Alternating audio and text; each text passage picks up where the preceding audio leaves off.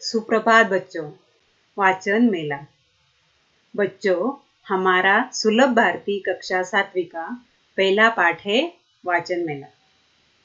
वाचन बहुत जरूरी है और इसीलिए शिक्षा की शुरुआत वाचन सीखने से ही होती है। हर बात हम लोग खुद अनुभव लेकर नहीं सीख सकते। जैसे गर्म वस्तु को छूने से हाथ जलता है, लेकिन अगर यह बात दूसरे किसी ने अनुभव लेकर पुस्तक रूप से लिखी हो तो हम खुद अनुभव लेने के बजाय पढ़ने से ज्ञान मिल जाता है। वाचन हमें बहुत ज्यादा ज्ञान बड़ी आसानी से दे देता है। वाचन हमारे जीवन को समृद्ध बनाता है। जैसे ही आप अपना पाठ खोलोगे तो आपको वाचन मेले का दृश्य दिखाई देगा। चित्र में सबसे पहले नजर जाती है ग्रंथ दिंडी। ग्रंथ का मतलब होता है पुस्तक और दिंडी का मतलब होता है पालकी। पालकी में पुस्तकों को बिठाकर उनकी शोभा यात्रा निकालना। यह पुस्तकों की पालकी है जिसे 3 बच्चे ले जा रहे हैं और कुछ बच्चे उनके साथ हैं। एक लड़की बड़े कुतूहल से पालकी की तरफ देख रही है। पालकी में पुस्तकें रखी हुई है। पालकी में पुस्तकों ले जाना मतलब पुस्तकों का सम्मान देना। पुराने समय में जब वाहन उपलब्ध नहीं थे तो पालकी का इस्तेमाल होता था, लेकिन पालकी में बैठने का सम्मान सिर्फ सम्मानीय लोगों को ही मिलता था, जैसे राजा, महाराजा, सरदार। अब पालकी का चलन नहीं रहा, लेकिन सम्मान दिखाने के लिए भगवान को या पुस्तकों को पालकी में ले जाते हैं।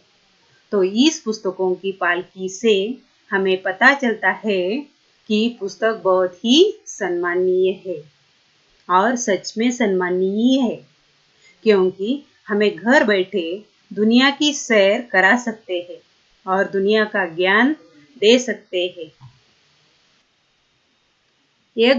एक बच्चे के हाथ में लिखे सूचना फलक पर यही लिखा है कि पुस्तकों से पाए ज्ञान, जाने भाषाएं विज्ञान। और एक बात वहां पर लिखी हुई है, पुस्तकें हैं हम सबके साथी, प्रज्वलित करे ज्ञान की बाती। इसका मतलब है पुस्तकें हमारे अच्छे दोस्त हैं जो हमें ज्ञान पाने की लालसा जलाते हैं। पुस्तकें पढ़कर हमें बहुत ज्यादा ज्ञान मिलता है। चित्र पर नजर घुमाने से हमें पता चलता है कि यहाँ पुस्तकों के कई विभाग हैं। पहला विभाग है बाल साहित्य। बाल साहित्य में पुस्तकें दिखाई तो दे रही है, लेकिन वहाँ 2 और उपविभाग भी है, जैसे ई बुक्स और ऑडियो बुक्स। ई बुक्स मतलब इलेक्ट्रॉनिक्स बुक्स, जो हमारे कागजी बुक जैसे नहीं होते, वो हमारे मोबाइल में ही होते हैं।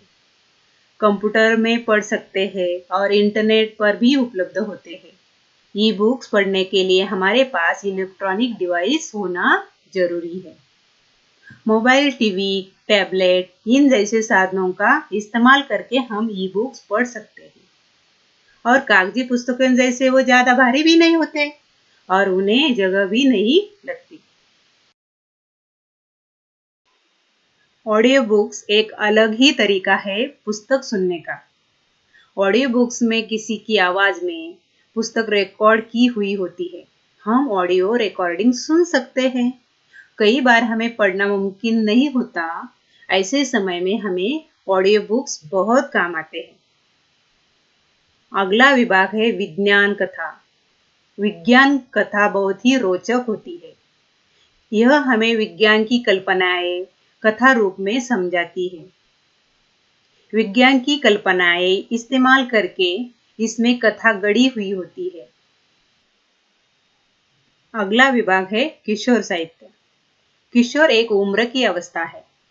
आप 11-12 साल के हो, इसका मतलब आप किशोर हो, तो यह साहित्य आपके लिए है। यहाँ आपकी उम्र के लिए पूरक पुस्तकें रखी हुई है। यह पुस्तकें कई सारे विषयों पर हो सकती है। मेरा सुझाव है कि इस विभाग में जाकर अपने लिए पुस्तकों का चयन करो। चित्र को देखने से एक बात पता चलती है कि पुस्तक मेले में बहुत सारी चहल पहल है और हर कोई बड़े उत्साह से पुस्तकों को देख रहा है, उनके बारे में बात कर रहा है या उन्हें पढ़ रहा है। और यह करने से पुस्तक खरीदने की इच्छा उनमें जाग उठती है। आप भी जहाँ कहीं पुस्तक मेला लगा होगा, जाना मुमकिन है तो जाओ, पुस्तकों को देखो, पुस्तकों को पढ़ो और हो सके तो उन्हें खरीद लो। पुस्तक पास होना, पुस्तक पढ़ना यह अच्छे ज्ञान के लिए और यशस्वी इंसान बनने के लिए बहुत जरूरी है। पढ़ोगे ना बच्चों?